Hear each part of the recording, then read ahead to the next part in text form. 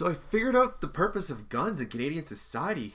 We were told there's no place, but now we're being proven that they're the number one thing to use if a bad guy with a gun shows up, is to call up good guys with guns, as you can see by all these good guys with guns. Damn. Like, yeah. You know, there's what people say and then there's what they do. And I always judge people by their actions. So, all these progressive types, which is the majority of Edmonton City Council and a good third of Edmonton, I would say, based on how people vote. And they're pretty anti-gun. However, each and every one of them will frantically call for the nearest per good guys with guns. That's what these guys are. Or maybe you hate police. But anyway, they're coming with a loaded handgun, which we love because we know it works. But I'm just talking about actions. These words of these people, especially city council, be like, yeah, no one should have guns, shouldn't be carrying it around. But guess who they called when a serious, potentially life-threatening matter arrived? You know, they all ran to their guns. So we all know when a real situation shows up, your brain just goes into survival mode, and any woke beliefs you have, even if you hold them to your core, your logical survival brain takes over and calls someone with a gun because you know that this is real. So I guess there's really not much more to say than that, other than if we all acted in a manner to reality, we would all just casually agree in society that guns are great. They're not okay or good. They're great. They're the greatest. Because notice how they didn't call the firemen. Like, what would they do? They just get shot.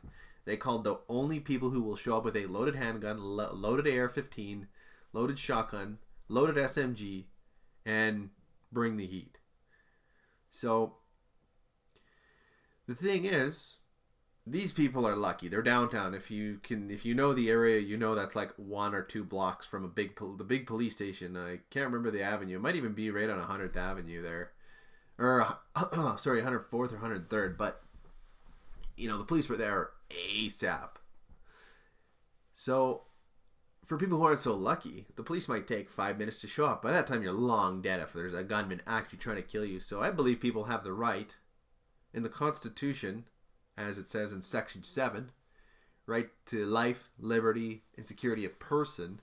Security of person, well, what does that mean? Well, you have a right to have security and the liberty to see how that's fit. Me personally, I think a Glock 17 with a 33 round magazine, fully automatic machine pistol is the most effective way to guarantee my security of person. Apparently, our society thinks it's a 9mm or a 45 or an AR-15 or a shotgun because that's what the police carry. And in Parliament Hill, I know they have a MP5 30-round mag. So in reality, not our words, but our reality is we believe in large magazines. We believe they're effective. We believe in carrying around loaded handguns. So I think it's our constitutional right. So that'd be great. It'd be great if we could just cut the virtue signaling crap, because we're all going to call the police to bring a gun when the shit hits the fan. So yeah. I guess final thought is the propaganda in this country, and I guess globally, is really strong on certain things. Guns is definitely in the top 5 of that list of things the propaganda is clear. Guns are bad. Every movie we watch, every police incident, we see the rain, they bring the rain. But outside of these obvious situations of reality, we're just constantly told guns are bad. And, you know, people in Edmonton, like in cities, like the urban liberal city types, man, did they get fearful when somebody who's not wearing a uniform carries a gun, where they're just very highly trained to respond to authority. That's interesting. That's just the propaganda. Authority figure. Like, yield to the authority. But you are never personally capable of doing anything because you're not an authority. You're not an expert. When in reality, anyone who's ever held a gun realizes it's not that crazy. It's like driving a vehicle. I don't think you have to be a professional driver to own a car or drive a car, and I don't think you need to be a policeman to own a gun.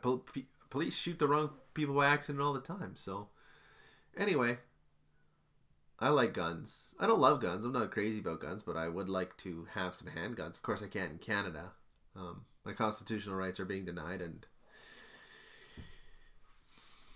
that's all I got to say about that.